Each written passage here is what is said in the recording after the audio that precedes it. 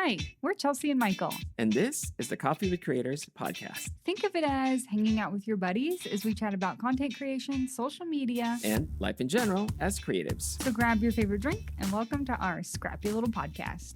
Hello, everyone, and welcome back to yet again another episode of Coffee with Creators. How are you, Michael? I'm good, Chelsea. How are you? I'm good. It's a little late here. It's already dark there. What time is it in San Diego? It is currently 3:47 p.m., so it's actually getting a little darker now. Oh, yeah, because of the winter and the time change. That's exactly. Fun. But it's the good thing is it's not as hot anymore. It's actually pretty cold. I mean, considering where we live, Southern California, and it's you know how it is. I say it's cold. Yeah, it's like 60s, low 70s. Yeah, I get you. Yeah. It's freezing here. We were not prepared for the winter weather. Yesterday it was like 32 and we took our son to the bus stop and he's like, "Mommy, I'm cold." I'm like, "Oh my God, it's like 30 degrees. We should probably get you a bigger jacket." And he's out there in just like a little pullover.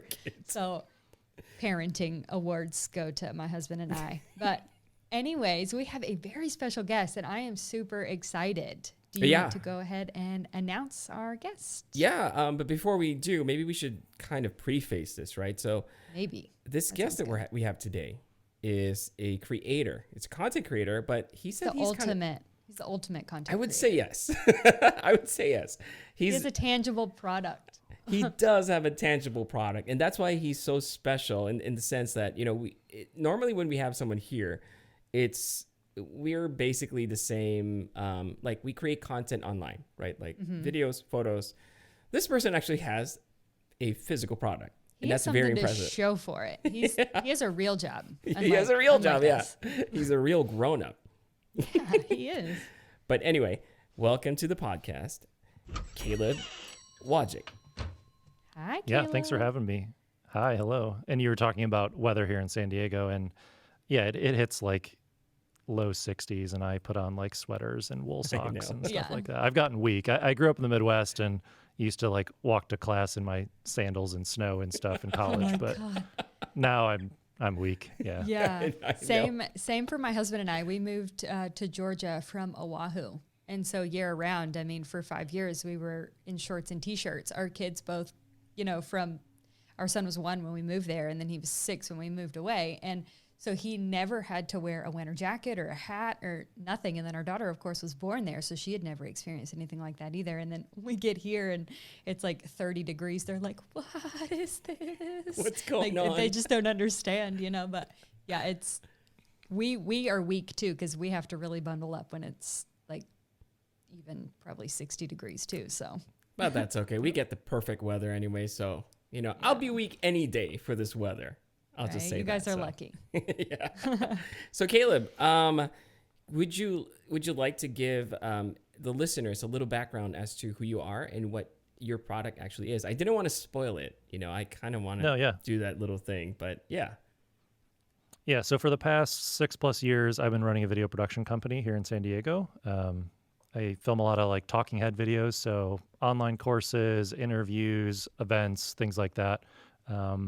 But I've also on the side, been doing some YouTube content as well. A lot of camera, photo, gear related type stuff, reviews and tutorials on how to do video editing or how to decide which camera to buy, stuff like that. And one of my clients and I were at a video conference seeing everyone holding Gorilla Pods, like bendy style, like Casey Neistat does, and vlogging and holding it out. And this was like 2017 or so. And I was like, there's gotta be a better way to hold your camera than to like bend this thing into the perfect shape and then not be able to set it down. And so, we went through a lot of iterations of prototyping and eventually launched on Kickstarter with our final prototyping idea and launched the Switchpod, which is the physical product you're talking about. There you go. Yeah. That has taken up a lot of my time over the past couple of years as we got it off the ground and keep ordering more inventory, and I'm trying to get us into more stores and do customer support with people all over the world and that sort of thing. So kind of do those 3 things. I make videos for clients. I run Switchpod with my business partner, Pat Flynn. And then I also, when I have time, do like YouTube and podcast content too. That's awesome. That is awesome. Just right before you walked in this virtual room, Chelsea and I were actually just talking about it, and we were saying, I wonder where he got the inspiration from. So one of the things that we really wanted to ask you was that, were you also a content creator where you found this problem?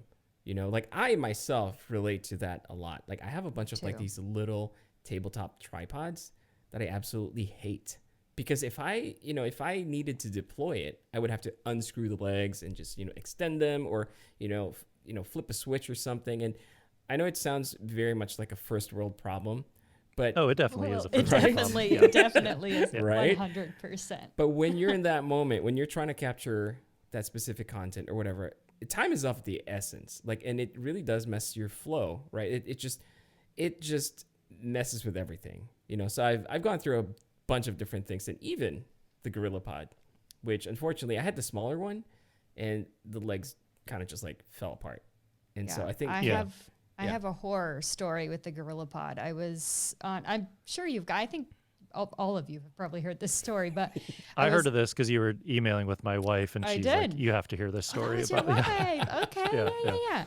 So for the listeners, if you guys don't know, I was on the side of a cliff. I was getting a really cool time lapse while I was shooting some B-roll on another camera, and I had my not really cheaper, it was like a Canon 80D. I had it set up, and I don't know if the GorillaPod was just like overused because I was constantly like manipulating it. And so I had it set up, and I guess it was just not on uneven ground, and one of the legs snapped off, and the whole camera and everything went rolling down the cliff and into the ocean. And so from that point on, I refused to ever use a GorillaPod because I had like literal PTSD from it. Having to call your husband and tell him that you just sank $1,400 into the ocean is never a fun thing. So from that point on, I am like, when people ask me like, what's a good travel tripod? I'm like, there's a lot better ones than a GorillaPod. Don't go to that sucker.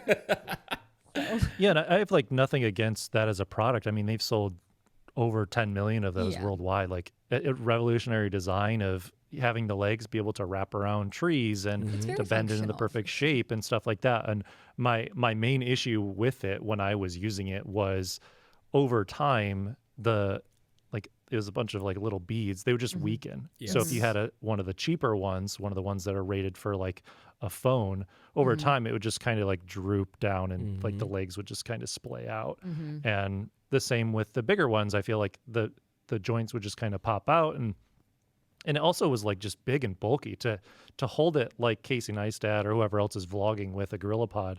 To have this big bulky thing, like there's no way a kid could do that. There's no way, like ergonomically that makes any sense. And then when you were saying you want to set it down, Michael, it's like trying to get it like as a perfectionist where all of the balls are like in a perfect line of the three legs, and just you could never do it. And so that was like the core reason why we started working on Switchpod, was just something that's easy to hold and then quickly set it down. And those were like the core two tenets of what we wanted, and other features and things came out of that. And the engineer we worked with kind of took that and ran with it. Right. When did you launch Switchpod again? The Kickstarter campaign was January 2019, and the original idea was around October 2017. Okay. Yeah. I remember when it kind of blew up all over social media, and everyone like, because vlogging was it's still, relatively speaking, it's still the new thing, but maybe was it, I think 2019, yeah, when vlogging was such a common thing now. Every single creator that I was like following was talking about the Switchpod. I'm like, where did this come from? Like that's kind of smart. I think it was Peter McKinnon's video that I saw first. Yeah. Because obviously it's Peter McKinnon, so everyone's seen that. But I thought it was a brilliant idea. There's definitely a story behind even how Peter McKinnon made a video about it on the first day of our Kickstarter campaign, which still blows me away. But we went back to that same conference where, we were originally seeing everyone using GorillaPods and had the initial idea. And the very next year, we had basically our final prototype. We had one final prototype, and Peter was at the event also. And Pat and I both spoke at the event. We ended up going to like a go-karting thing that all the speakers could go to. And it was like the last day of the event, and Peter came to that for a little bit. And we asked the founder of the event, Daryl Eves, to give us an introduction, and like one person to another. And we got maybe like 5 minutes talking with Peter and showed it to him. And he was pretty excited about it. He wanted that one. And it was our only one we had at the time. And so we paid about $1,500 to get a whole nother prototype machined and sent it to him. Just no expectations. Oh, wow. And he got it a couple weeks before we were going to launch on Kickstarter. And he was like, dude, this thing's awesome. Thank you for sending it to me. Can I make a video about it? And until from that moment to when he posted the video, I didn't see the video or anything like that. So I didn't have any input, any feedback or anything. And he was so extremely generous to not only post a video about it, but how he fully disclosed that story and even, you know, talked about our Kickstarter campaign and things like that. And, you know, he had a custom link where he could recommend people to the Kickstarter campaign so we could see how much, you know, he impacted the campaign, which was a very large amount. But it was funny that he and only 2 other people other than Pat and I posted videos about it that first day. But everyone's like, oh, everyone on YouTube is talking about this. And it was like, no, it's just, everyone watches Peter. And that's why it seems like everyone is talking about it. But he had a very big impact on the campaign first thing. And I can't thank him enough.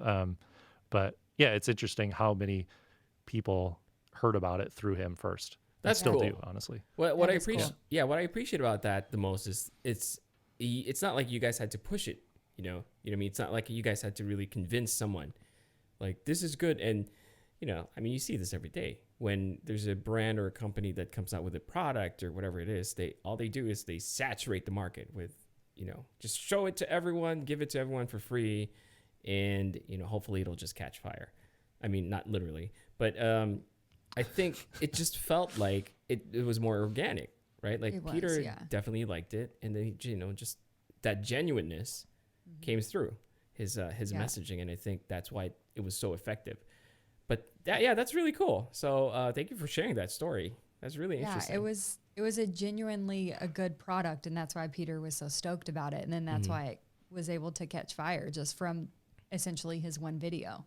Yeah. So I love products like that. I love when you don't have to push them and saturate the market so much with, you know, all of these insanely probably expensive videos and ad spaces and all of that. Like when you have a good product, it speaks for itself, which is great. I appreciate things like that. And not only that, like I feel like there are way too many products out there that not necessarily solve a problem, but instead make a new problem that it convinces you that you have this problem and then this will solve it, right? The Switchpod isn't. It's actually a problem that I've had. I just didn't know how to, I guess, word it, right? Like I couldn't explain to anyone, like, I wish this tripod was easier to use. I'm like, how much easier can a tripod be? You know, it's a tripod, but if you use it so much, then you understand. And so Caleb, tell me about the design of the Switchpod itself. Is it something that you had in mind, or did you talk to an industrial designer, or, you know, how did that come to be? So Pat and I actually hired a company that takes your idea and turns it into a physical product. They're called Product. So the words proud and product put together. Okay. And they were actually at that conference. And one of the people that runs that company like walked up to us right when we had this initial idea. So it was kind of serendipitous how it all happened. Mm-hmm. But we hired them to just have some initial conversations with us about how to engineer whatever this thing was. And so we made some very crude drawings, not like crude as in like inappropriate, just like horrible drawings, because Pat and I are not artists. Just like the general shape of what it would be and kind of maybe how it would work. And, you know, the initial idea of having the 3 tripod legs collapse into a handle, those types of initial thoughts we kind of shared with an engineer. And he had a little sheet that we filled out that was like, okay, what are the essential things it needs to do? What does it not need to do? What's your competition do or not do?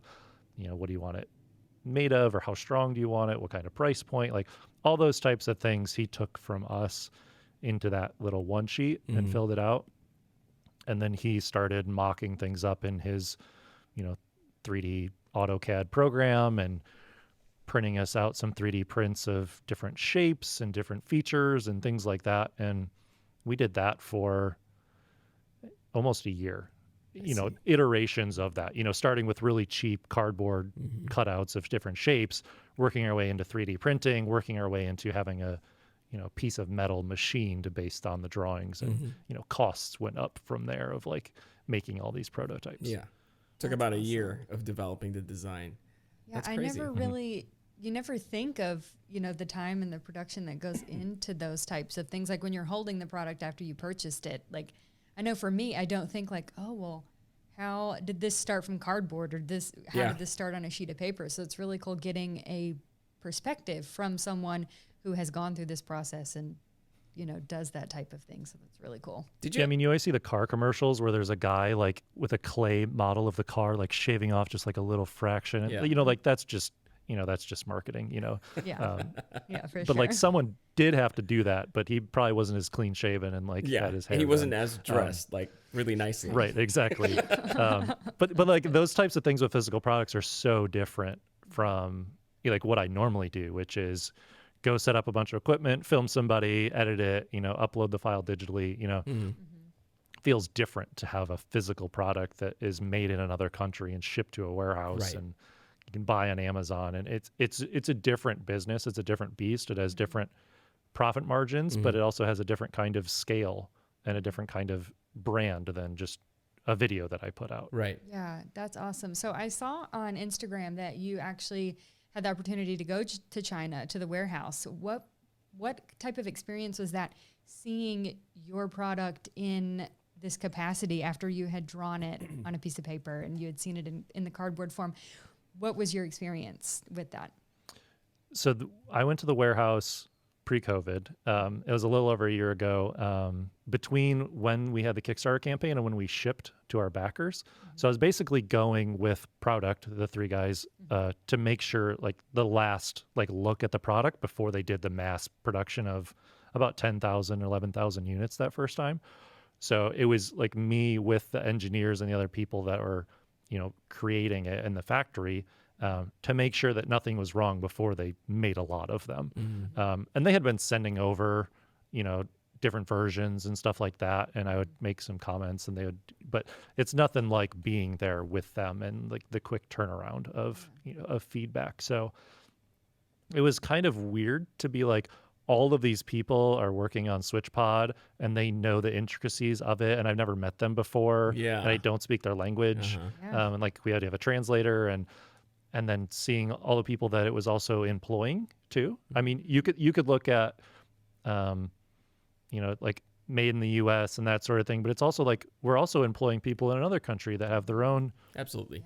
standard of living, their own lives and their own,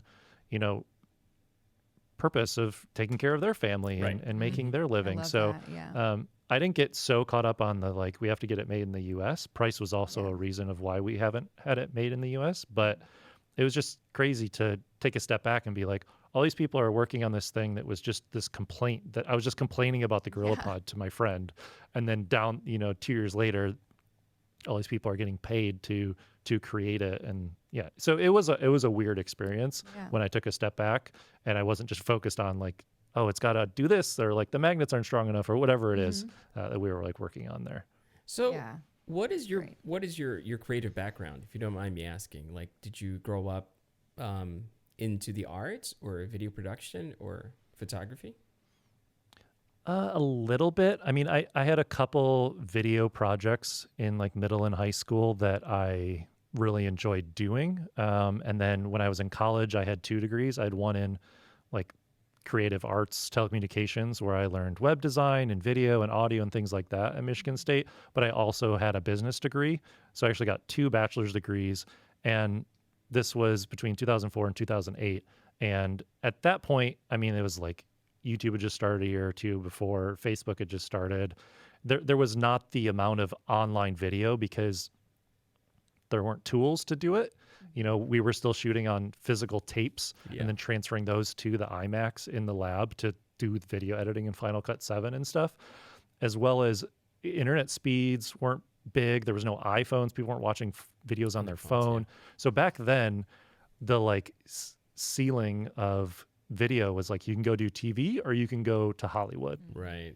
Yeah. And all I had heard from anyone in either of those industries was how hard it was to break into it. What the slog was going to be of like work your way up. And I didn't want to do that. Mm-hmm. So I actually went after college, I followed my business degree and I went to work at the Boeing company for about 3.5 years. And I got my MBA while I was there. And while I was there, I learned that I hated spreadsheets. And so then I dove into more of the creative stuff again. And we got a Canon 60D when we got married in 2011. It could film video. And I just kind of went down the rabbit hole from there. Okay. And eventually started doing video and working on how to do video editing and that sort of thing. Mm-hmm. So it was a long journey to get back to one of my majors in college. After going down the one that I thought would be safer. Right. Yeah. But I think it's an important step, right? Like I always believe in that you have to try things before you really know what you were made for. In a weird way, that's how I look at things. So actually that's kind of inspiring for me to hear, because like I'm listening to your story and it's like, you just like you, I feel like when I was growing up, I didn't really know where I fit in terms of like, where's my career going to go? What's my life going to look like 5 or 10 years from now? And, I basically just started trying things out. And it's nice to hear that, you came from that same, a very similar experience. And then you have actually something to show for, like, years later, it's almost like confirmation that you made the right choice, right? So as a creative, as a creator, how does it feel to actually see a physical product? I can take a picture and I can, use Photoshop and put it up online. And I feel, a sense of pride for that type of work. But as you were describing earlier, when you were in the factory and you can see people creating these, like building these little things that go on the product that you had in mind or in your vision, that must have, I mean, maybe it's just for me, but that would have just like blown my mind. You know what I mean? I'll be like, what the heck? Is this real? So can you share a little bit more of, how that felt for you personally? Yeah, I think the dots always connect going backwards, but it's hard to, plan what you're going to do going forwards. So, I majored in supply chain management, which is like logistics and product manufacturing and shipping and all that kind of stuff. And I didn't use that stuff for however many years once I left Boeing, because I was working for a blogger. I was doing video editing and all this stuff. But that background enabled me to understand the things that I needed to know to get a product made. And I didn't do all of it by myself. Mm-hmm. The biggest thing has just been asking for help, asking for feedback on our prototypes, even though, someone could have maybe stole our idea and ran with it. But honestly, nobody cares as much about your idea as you do. So, I wasn't too worried about that. Sharing prototypes, asking for a company to help us, figure out where to manufacture it, where to get the packaging made, that sort of thing. And then kind of just fake my way or force my way through the rest of it, like designing packaging. Sure, I took a packaging class in like 2006 or something like that when I was in college, but, I can force my way to figure out InDesign and resize the UPC code and make sure I have the proper, made in China thing on the box. So at the border, it doesn't get stopped. Mm-hmm. And so it's like all these different skills that I've developed between learning about business, running my own business, learning design and video. And like, it all kind of comes together. And what you said earlier about, just like trying things, I would say that that's probably been the key to being able to build multiple businesses that, can support my family at this point, is just being willing to Google something you don't understand and learn how to do it. And, you might not feel super productive or make a ton of progress in a day trying to learn a new skill, but I think having the trait of, I can figure out how to do this, that alone is one of the most powerful things you can have as a creative, as an entrepreneur,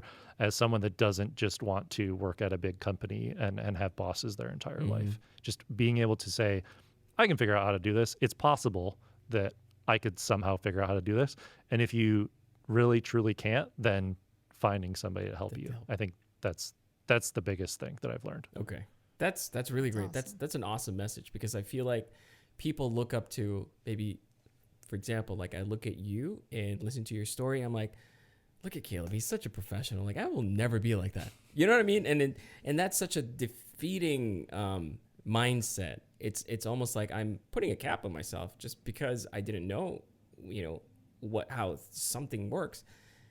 It's like I just gave up. Like, you know what? I'm not even gonna bother. But like you said, sometimes you just have to Google it. Like when you were telling me about your education and your experience with Boeing, I'm like, it's like you're even becoming even more impossible to reach to me. And then you come back and you say, I basically just tried to figure things out myself. And I'm like, you know what? I can relate to that.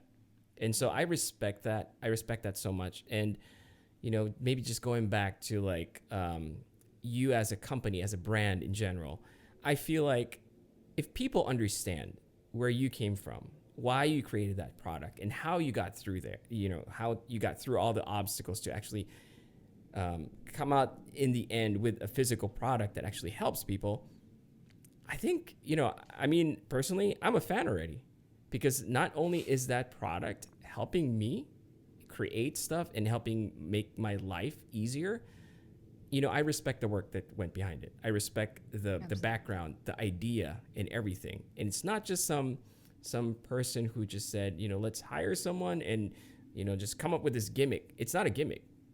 I really don't think it's a gimmick. And, I'll be honest with you. When I first received the product, this was like a couple months ago, right? Like maybe a month or two ago, I think. Yeah. About a month ago. Yeah. Yeah. Maybe. I said, oh, this is the Switchpod.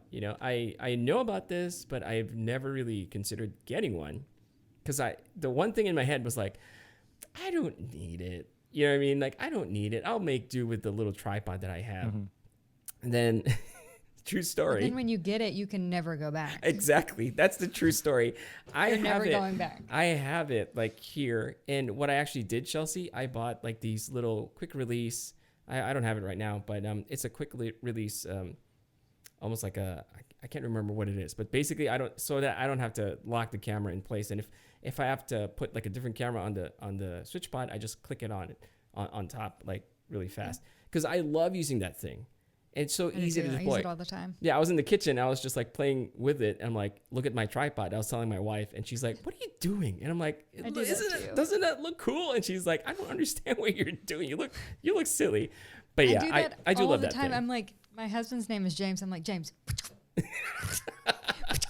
he's like, "Give me that. Let me see that." And then he's over there doing it.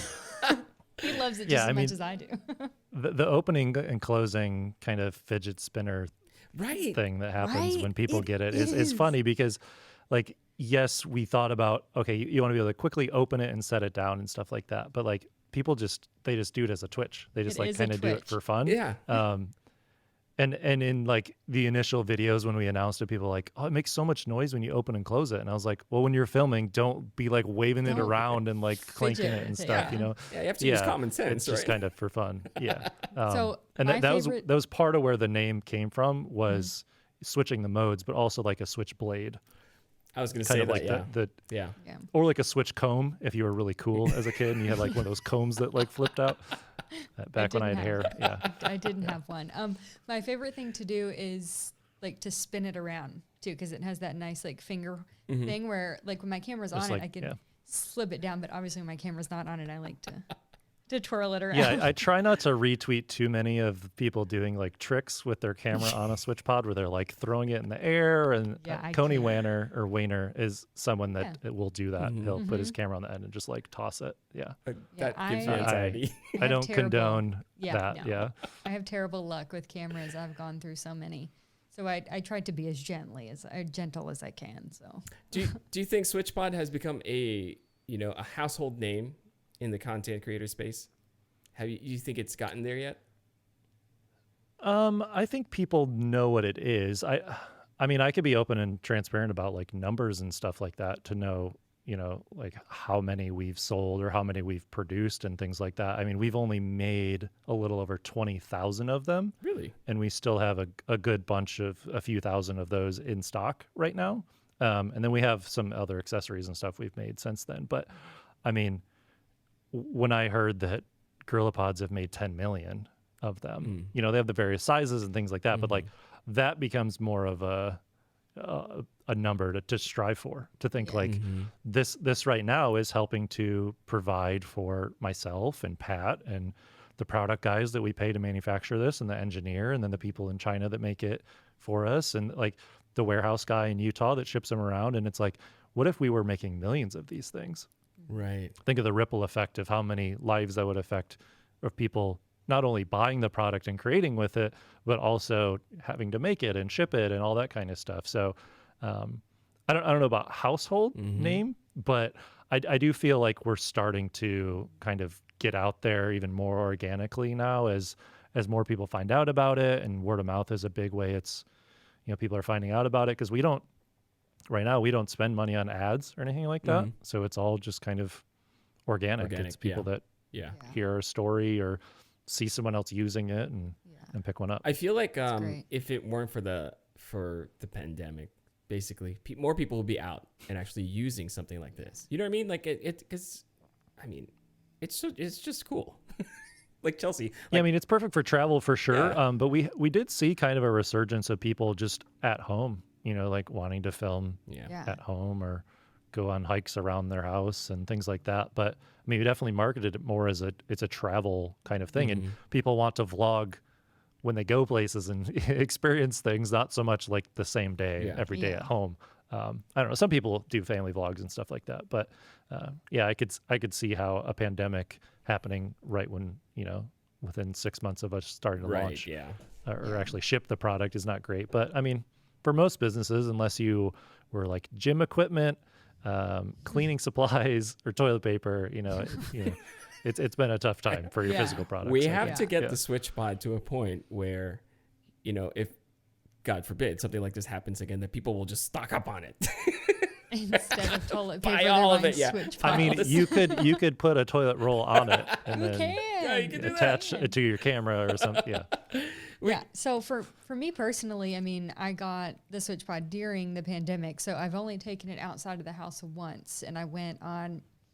I had broken my laptop, and I was just like physically upset. And I was trying to work on my husband's slow computers, and it was just like, like when you're trying to work on something, it's just not working for you. So you just like, it's painful almost. So I was like, screw this. I'm getting out of the house. So I took my camera and the Switchpod, and I never released this footage, but I was literally just holding the camera and talking while I was walking and taking photos. And I had several people like, whoa, what is that you have there? And I'm like, it's a Switchpod. Like, swipe up in my link. No, I'm just kidding. I did have several people. And they're people. like, what link? We're in person. What are you talking about? Do that.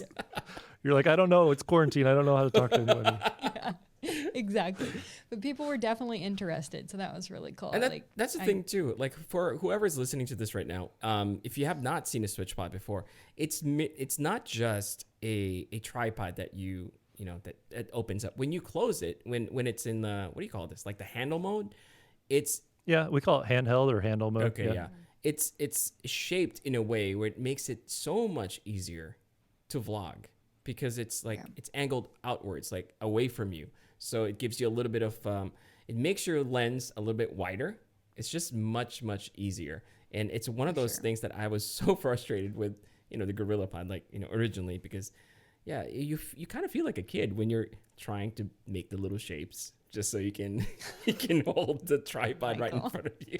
Maybe that's just me. It's probably just you. I mean, that was something we really focused on early on, was like, what's the shape we want? Like, and I remember sending and Googling for, and then sending a bunch of like hand grips for like golf clubs or baseball bats or hammers, or like the end of a water hose spray thing that had like that ergonomic groove on the fingers, so you like had a good spot to hold it. And then we figure out like, okay, how far away do you need the camera to get? Well, what kind of angle do you want on your wrist? And like, so a lot of those things went into the shape of it. So like a lot of the thought process was just iteration. Right. There's probably 9 or 10 different shapes and sizes and stuff like that, from the original cardboard one to the one that you have. When you guys settled on the design, like the final product, did you ever think that it was going to look like that? Like from your initial thought, your initial idea? Not exactly. Like I had no idea that it would have holes cut out of it Mhm. so that it was lighter weight. Yes. I didn't know that it would kind of look like from War of the Worlds, like those aliens that have like tripods, the legs that walk around. Yeah. So like I didn't know for sure. I mean, some of our early drawings were so we actually called it the Cobra Pod for a bit. That was like our internal name. We Mhm. thought the legs would still bend, would just be like stronger. Mhm. Um, and so I don't know, it had like more of like a snake shape, like Mhm. an S.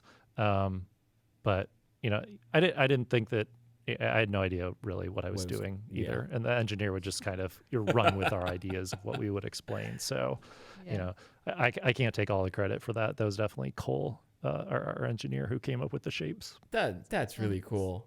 Do you So how did you guys, I'm sorry, I have to ask, how did ahead. you guys come up, so the way you attach the camera, it just goes directly on, you don't, and I know you have like the ball head that you can use as well, but my favorite thing about the Switchpod is being able to just take my camera and not have any other attachment and just directly on to the Switchpod.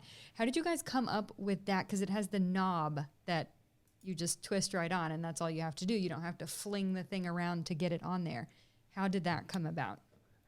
I mean, that came originally from just speed. We wanted speed. We wanted to be able to put your camera on it really quick. And so, you know, we want the three legs to become the handle. We want to be able to attach your camera quickly. And that was just something our engineer kind of thought of. It was a really tiny knob to start, but I was like, we need to make this thing like really easy to turn, like really smooth, big grooves on it, be able to like crank it down on your camera so you know that your camera is not going to pop off. Yeah. So it added a bunch of engineering complications because you know the knob is metal all the way through to the screw that your camera is on. It's one solid piece. Okay. So like there were engineering complications with that, but you know once you start iterating on a product and you're like, no, it needs to be fast. So like how can it be fast? And I know that a lot of people also like quick release plates. Like Michael, you're talking Yes. about probably putting Arca Swiss plates on stuff. And so now that we have enough ball heads out in the market and people are adding their own plates, like maybe that's a thing that we change. But it really came down to we wanted speed and then getting feedback from people of trying it and being like, this knob is like too hard to turn. Right. And so I we made love it better. Right. It's my favorite thing. That was actually going to be my next question. Basically, since you've gotten probably a significant amount of feedback from people, are you guys starting to think of like a version 2? You know, maybe not soon, but at least, you know, trying to think of like a better iteration of the current SwitchPod. I mean, we've currently been taking more of a iterative, just like make it better each time we order a new batch from the factory approach. So, you know, like there aren't really 2017, 2018, 2019 Teslas. It's just like, this is the new one that they start shipping. Right. You know, there's the 3, there's the Y, there's the X and the S.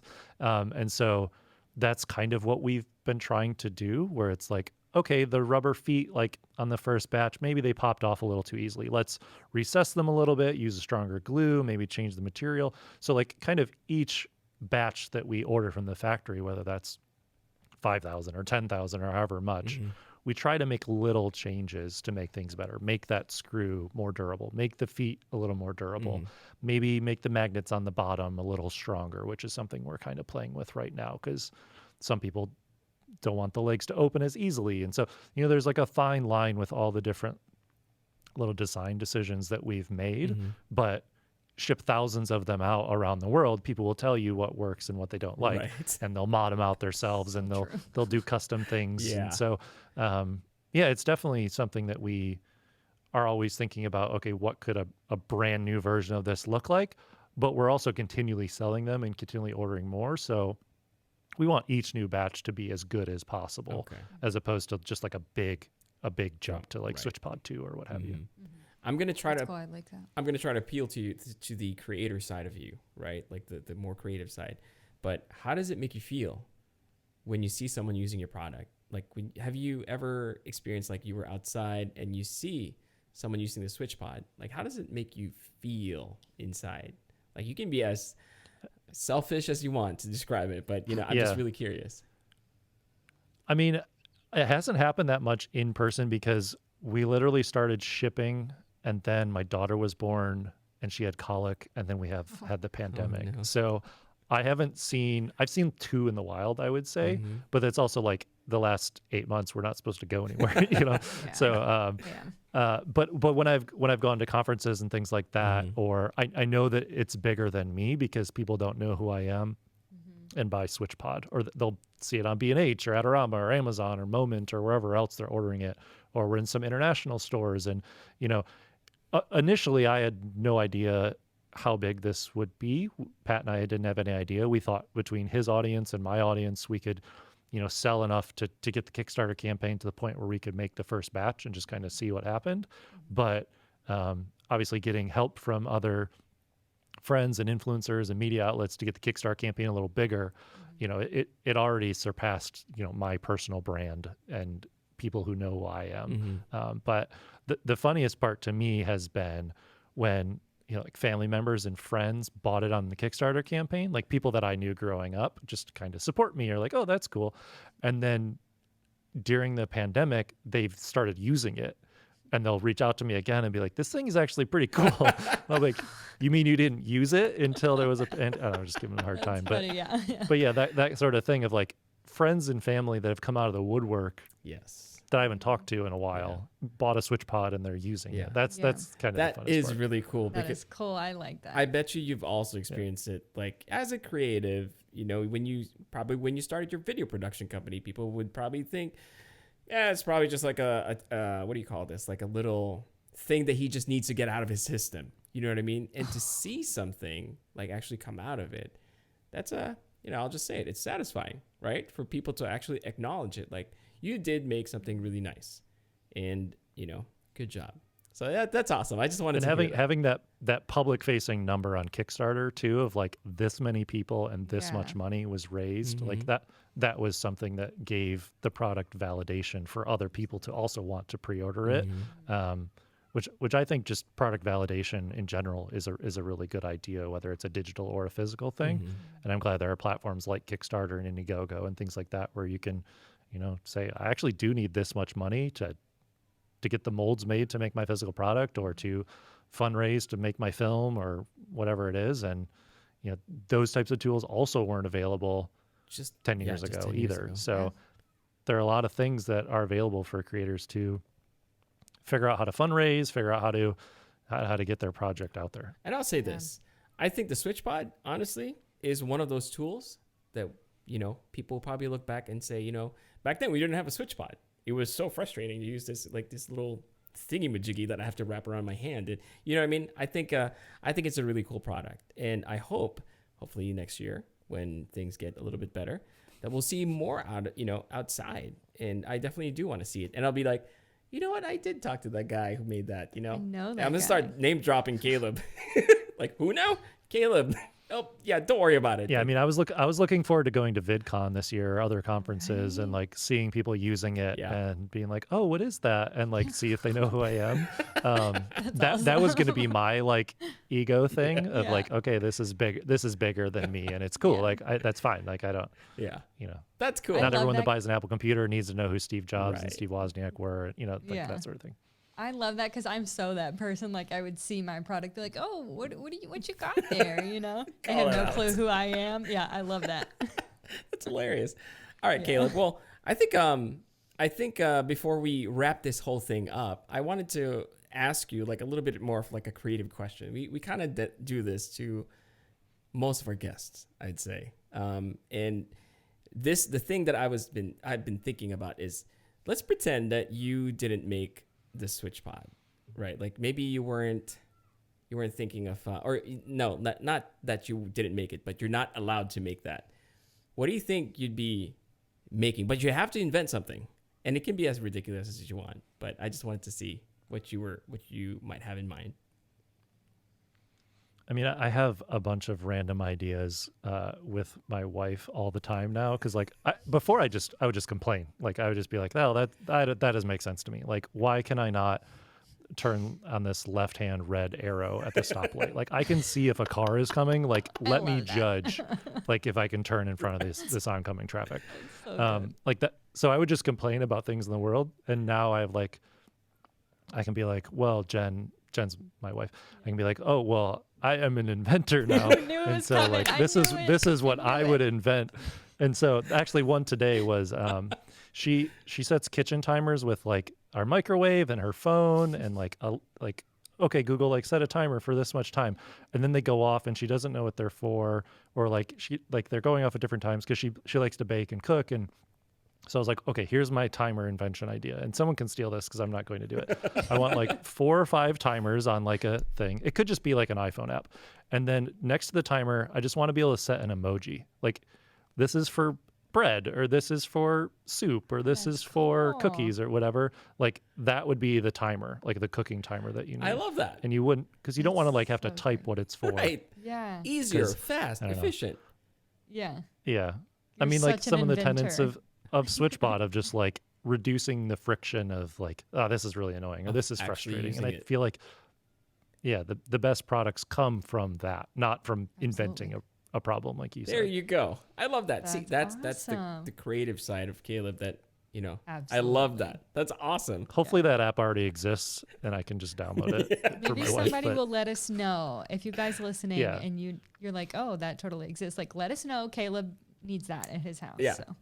oh yeah, that's emoji cook timer. You should put that. Yeah, They just rattle it off. yeah. That's awesome. Good. Well, Caleb, I just first of all, I just wanted to say thank you for finding the time to sit with us Absolutely. virtually. We're honored Yeah. for sure. And us being content creators, like we feel like we're talking to like someone much bigger than us, because you have actually made a physical product that people like us use. And so before we end this episode, can you share with everyone where they can find maybe your obviously the Switchpod and also maybe your social media links if you wanted to share that? Yeah, so you can find out more about Switchpod at switchpod.co. That's the best place to see our website and check out the products. We're also available in a lot of online camera and other kind of tech retailers as well. And for social, I'm most active on, I would say, Twitter, Instagram, and YouTube. And I'm Caleb Wojcik on all of those platforms. Last name is Wojcik. And like I said to you guys, I'm like a sporadic creator. So I'll like put out a bunch of content and then I won't for a while because I'm like working on my other businesses or working on Switchpod or things like that. But I'm always on those platforms, and that's where I'm lurking and seeing your guys' beautiful desk setups, encouraging me to make mine look a little better. So hopefully I'll be sharing some of those photos soon, because I've been in the quarantine rabbit hole of just setting up my studio, and now I need to kind of share it because I get a lot of value seeing other people's setups, their computers, how they're filming. Like I'm the guy that buys the Blu-ray so I can watch the behind the scenes on the movie and not just I miss that. the movie. They don't do that anymore.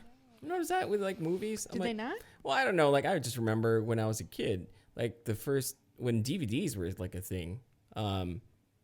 It feels like you get a lot more of like the special features built in, but now it's just like, yeah, if you buy a digital movie now, rarely does it come with yeah. the features. Kind of Yeah. sucks. Yeah, I missed that part. I've not bought a DVD or a Blu-ray in so long. It's just because my husband, when we got married, he had so many, and it would literally like pain me to see all of his boxes that he had lined in his apartment. I'm like, these have to go. You need to figure out something like digitally that you can put these on. And he did. He figured it out. But now we just buy everything like for the kids through iTunes because it's just better, Speaking of- easier. But Yeah, we had my wife had a bunch of movies, I had a bunch of movies, and I got like one of the biggest DVD Blu-ray cases you could get, and I still have that. But there'll be movies, like Christmas movies, for example, that we watch every year, and she'll want to just like open it on Netflix and start watching. And I'm like, but we have the Blu-ray of it. It's higher quality. And she's like, but I am lazier and I'm going to watch it on Netflix. And that's like the balance of, of marriage. Of marriage, you could yes. say. Or like someone like me of like, who's very techie. And she's like, no, I'm just going to like watch it on Netflix. And I'm like, Yeah. okay, fine. I'm the same as your wife. Like I already have it. I rebought it on iTunes, and my husband's standing there with the DVD. He's like, He's like, you rebought it? I have it here. By the way, if you guys haven't checked it out yet, on Netflix right now, there's a feature. I can't remember exactly the title, but it talks about Elf, the movie Elf, and how love that the whole production behind it. It's really interesting. That movie had a lot of problems before it actually, got out there. So it's really cool. I just saw it I heard last there's night. a Netflix series that it's like how the Christmas movies that like are classic were made. Oh, Is that I don't know what if that's it, series is? because I know it was just like it was just one episode that I saw, or if it was an actual movie, I wasn't really sure. But it just tackled Elf, so it could have been a series. But I just saw that one episode because my daughter was like running around while I was trying to watch. But it's really, really interesting, and I'm like, wow, I didn't think that. Like, if you watch it and you listen to it, you wouldn't think that it would become a classic that it is now. You know, like they didn't believe that it was going to be this successful, I guess. I thought it was just really interesting because we started talking about special features and stuff because I'm kind of into that thing as well. I love it. But yeah. Yeah. I think, did we miss anything, Chelsea? I don't think so. Yeah. I think we can go ahead and wrap it up. Caleb, we greatly appreciate you taking the time to come and hang out with us. And I know our listeners will have gathered lots of valuable content from this because I know I have and Michael probably has as well. So Michael, unless you have anything else, we will go ahead and let Caleb move on with his life. Yeah, and get back to his family. You know, let's let him go. Okay. That's it. Yeah. Thank you guys so much for hanging out with your favorite coffee and pizza crew. If you're listening on iTunes, make sure to leave us a review. Michael likes to obsess over those and read them. Be sure to hit some stars, rate us, and that's it. We'll see you guys in the next one. This is Chelsea signing off. And this is Michael. Bye. Chelsea. Michael, you forked the end, or did I? You forgot about me.